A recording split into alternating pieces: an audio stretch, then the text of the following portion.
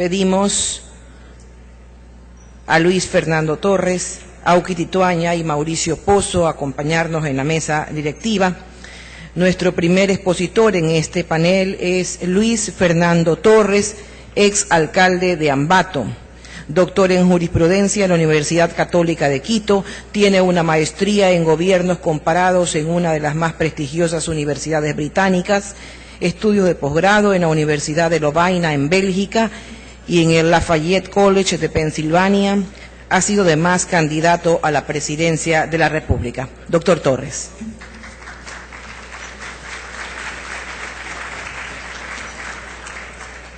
¿Tiene las diapositivas? No, usted le va cambiando.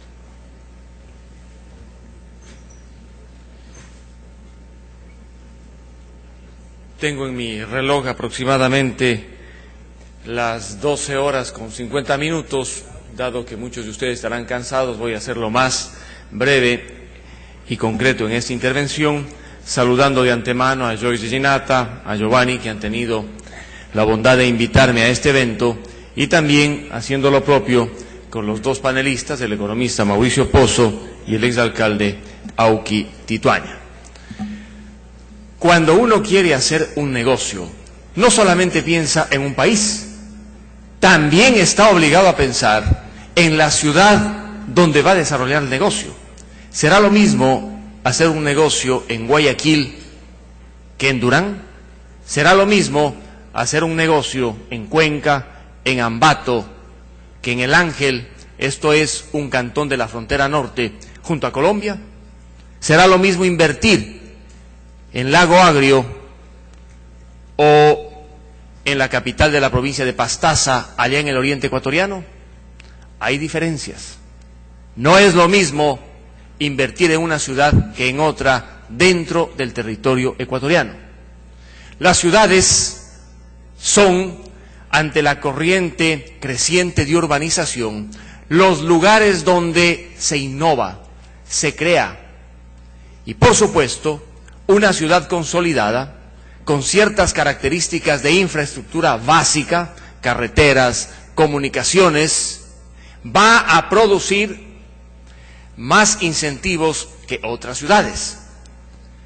Tener, por ejemplo, acceso ahora a través de celulares al sistema 4G, en lugar de estar menos del 3G, marca una diferencia, porque usted se comunica más rápido a través del celular si está en el sistema 4G o 3G y no en ese otro que aparece, pues Edge, que es sumamente lento. Lo propio ocurre con los aeropuertos. Si no existe un aeropuerto cerca de una ciudad, uno piensa dos veces el momento en que tiene que hacer inversiones que van a suponer que esté conectado con otras ciudades o con otros países. Pero más allá de la infraestructura en comunicaciones, más allá de la infraestructura tecnológica, está la seguridad jurídica. Las exposiciones de los doctores Álvarez y Campaña han sido muy ilustrativas del esquema general del país. Ellos han concluido, y yo coincido con ellos, que el Ecuador es un país jurídicamente inseguro. Pero vayamos más allá, a las ciudades. Guayaquil es jurídicamente más segura que Quito. Durán es una ciudad más segura que Ambato desde el punto de vista jurídico, no desde el punto de vista de la seguridad ciudadana. Con estos interrogantes, entonces, yo quisiera iniciar esta conferencia haciendo una primera pregunta. La descentralización que nos permite pensar en el gobierno central, en su relación con las regiones, las provincias y fundamentalmente los cantones y las ciudades, ¿es un fin en sí misma o es un simple medio? Muchos creen que las autonomías y la descentralización se justifican en sí mismas. Yo no coincido con esa posición. Creo que la descentralización es un medio y se justifica en la medida en que la descentralización sirva para que tengamos unidades descentralizadas, regiones, provincias, ciudades, donde se garanticen fundamentalmente las libertades de los ciudadanos. Yo jamás podría apoyar un sistema de descentralización que haga de los ciudadanos esclavos de un nuevo nivel de gobierno.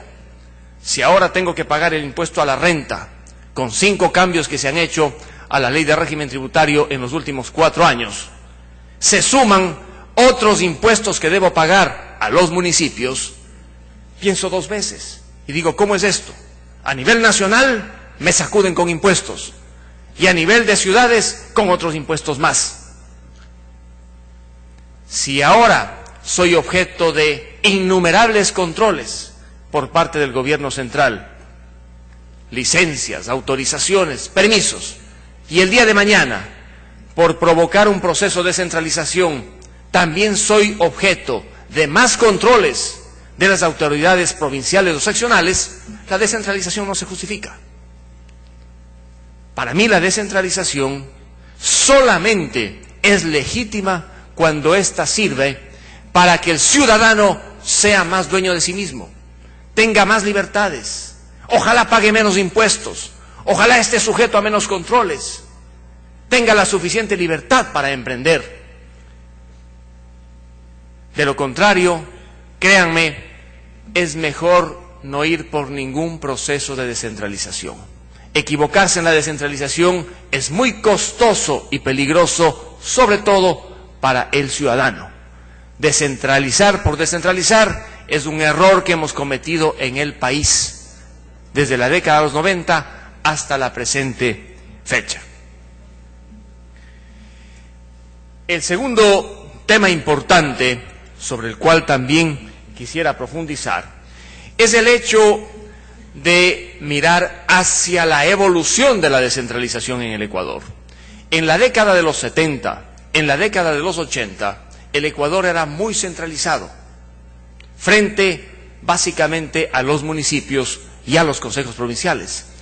En 1992 arrancó un proceso de descentralización sostenido.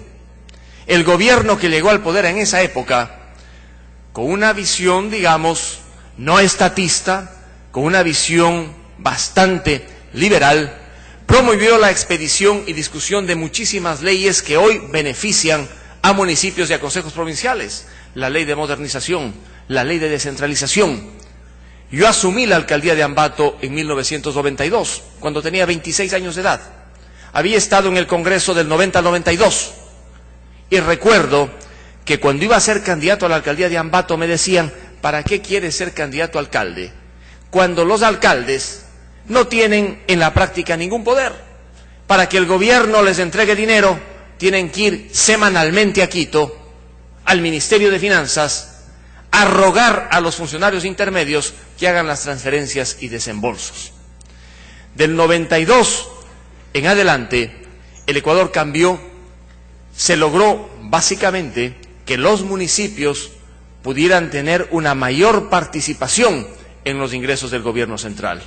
Iniciamos con un 3% en 92 y terminamos el año 2000 con una participación que llegó a bordear el 8.5% de los ingresos corrientes del presupuesto general del Estado. Actualmente, sin mover un dedo, los alcaldes y prefectos del Ecuador reciben no menos del 15% de los ingresos corrientes del presupuesto general del Estado. Fue entonces una época interesante, la que arrancó el año 2006 y prácticamente concluyó el año 2006. ¿Por qué digo que hubo este gran cambio en 2006? Porque con el advenimiento del gobierno de la Revolución Ciudadana, los parámetros de fortalecimiento local cambiaron. Y el presidente, que siempre dice la verdad, créanme que esa es una de las virtudes del presidente que hoy tenemos, anuncia lo que va a hacer y lo hace. Él dijo el año 2006 que de ganar la presidencia de la República iba a revertir todo el proceso de centralización que había vivido el país, que iba a darle fortaleza al Estado, que desde el 2007 en adelante el Ecuador iba a tener un Estado más fuerte, más potente,